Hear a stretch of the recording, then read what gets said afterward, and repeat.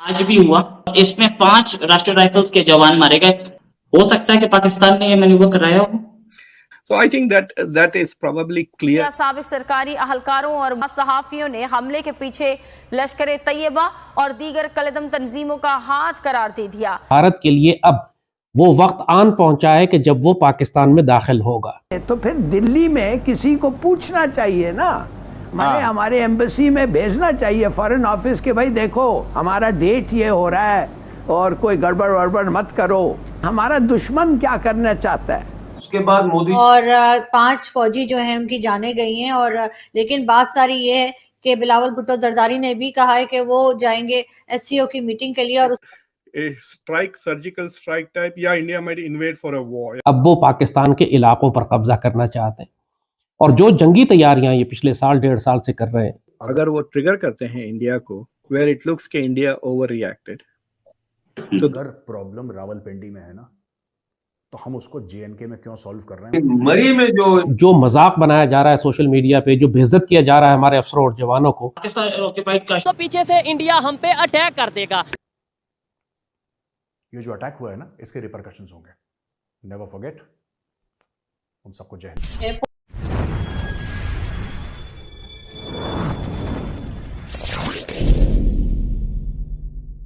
पूंछ का इलाका है, वहां पर एक टेरर अटैक हुआ है और 5 फौजी जो हैं उनकी जाने गई हैं। और लेकिन बात सारी ये है कि बिलावल भुट्टो जरदारी ने भी कहा है कि वो जाएंगे एससीओ की मीटिंग के लिए, और उसके बाद ये हादसा होता है। इंडियन फौजी जो हैं वो शहीद हुए हैं।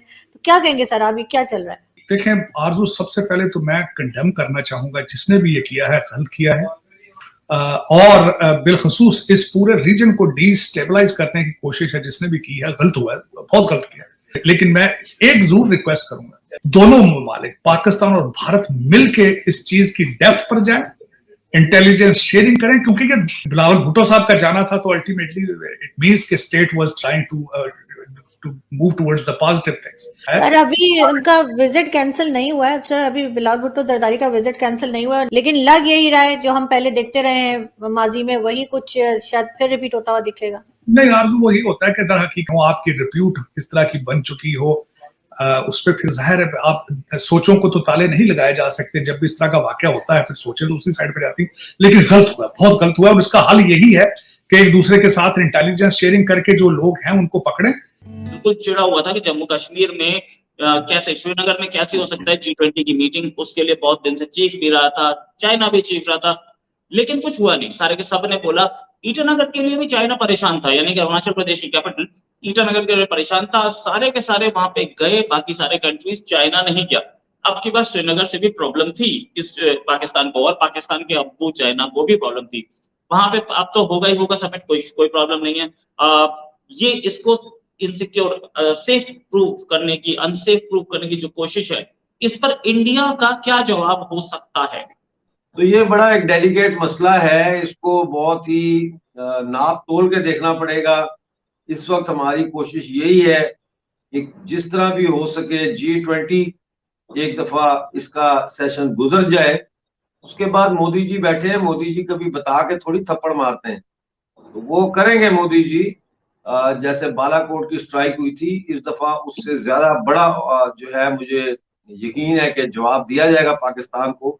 लेकिन इस वक्त जो है we are walking on a very tight rope and no hasty decisions can be affordable for India for that matter, क्योंकि वो तो चाहते हैं, पाकिस्तान तो चाहता है कि हम रिटेलिएट करें फौरी तौर पर और एस्केलेशन हो पाकिस्तान और इंडिया के बॉर्डर क्लैशेस में, और उसके नतीजे में जो है वो G20 को ये सबोटाज करें। तो अभी ये है कि हमारी जो इंटेलिजेंस सर्विसेज हैं अजीत डोवल जी की क़यादत में, वो भी आज बैठी हैं, मीटिंग हो रही है, उसमें तमाम टॉप के जो हैं स्टेक होल्डर्स और जम्मू कश्मीर के गवर्नर मनोज सिन्हा हैं, और जो दिलबाग हुसैन हैं जो वहाँ के IG, और वहाँ की जो दिलबर सिंह जी, और जो वहाँ के वो है राष्ट्रीय राइफल्स के जो कमांडर हैं, ये सब आज इजलास में बैठे हुए हैं और उसमें ये देखेंगे कि क्या किया जाए। देखें रोहित भाई, ये होना नहीं चाहिए था। This is the 4th attack in Rajouri in a very short span of time. तो मैं यही कहूंगा कि इसका एक फौरी तौर पर जो भारतीय सरकार जो ले सकती है स्टेप, वो ये है कि जो ये घना जंगल है इसको काटना शुरू कर दिया जाए। देखें, ये तकरीबन 8-10 मील का जंगल है, एक तरफ से इसको काटना शुरू करें और तो कहीं और उसकी जगह दरख्त लगा के उसको कंपनसेट करें, और इस जंगल जो है इसको इस तरह से कॉरिडोर्स बनाएं इसके काट के, ताकि आतंकवादी उसमें जो है वो छुप ना सके। जंगल बहुत घना है, लेकिन ये बात नहीं है कि ये इसको काटा नहीं जा सकता, इसको बिल्कुल काटा जा सकता है और इसको लाइन ऑफ कंट्रोल तक इसको पूरा चटकेल मैदान बना देना चाहिए। जी राइट। अच्छा, ये भूल गया क्या पाकिस्तान कि पिछली बार यही काम किया था तो बालाकोट स्ट्राइक हुई थी, और बालाकोट स्ट्राइक समझने में उनको काफी टाइम लगा था, और मतलब ये हालत हो गई थी कि टांगे कांप गई थी, पसीने आ गए थे आर्मी चीफ के। कहीं ऐसा दोबारा भी हो सकता है क्या? ये भूल गए या इनकी मेमोरी शॉर्ट है? क्या है प्रॉब्लम, क्या है?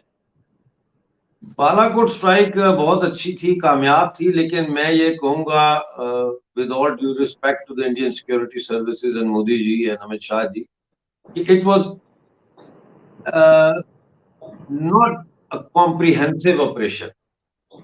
देखिए, ये एक स्ट्राइक से काम नहीं बनता। इस वक्त जैश ए मोहम्मद के दफातर जो है वो रावलाकोट में, पुंछ में ओपन खुले में रिक्रूटमेंट्स कर रहे हैं, ठीक है ना। और जाहिर है कि अगर मुझे ये बात यहाँ पता है तो इसका मतलब ये है कि भारतीय इंटेलिजेंस को भी इसका पता है।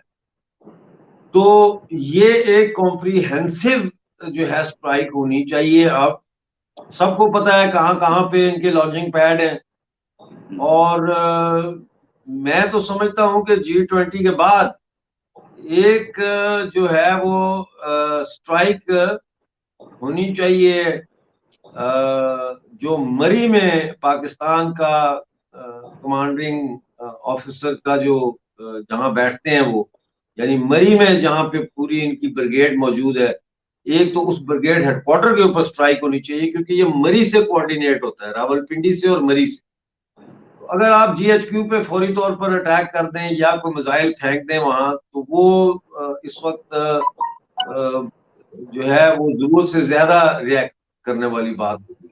लेकिन मरी में जो इनका हेडक्वार्टर है वहां पे जो है हम अटैक कर सकते हैं, और जो मरी है वो पुंछ से या मंधार से या उड़ी से तकरीबन मेरा ख्याल है मुश्किल से 20 मिनट का फासला है, और वो स्ट्राइक हो सकती है, और वो स्ट्राइक होनी चाहिए as a final warning कि the next, then they will know that the next strike is coming straight over GHQ. राष्ट्रीय राइफल्स के जवान मारे गए, हो सकता है कि पाकिस्तान ने ये मैन्यूवर कराया हो। So I think that is probably clear to most people. I mean, they have two advantages. अगर वो ट्रिगर करते हैं इंडिया को, where it looks कि इंडिया overreacted, तो दो चीजें हो सकती है। एक तो एक अपने इलेक्शन भी पोस्टपोन हो जाते हैं, दूसरे कश्मीर का सिचुएशन को भी हाईलाइट हो जाता है इंटरनेशनल मीडिया में कि it is not this 370 has not changed anything.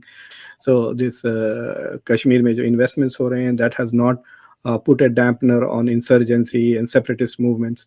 सो उनके लिए डबल इंसेंटिव है।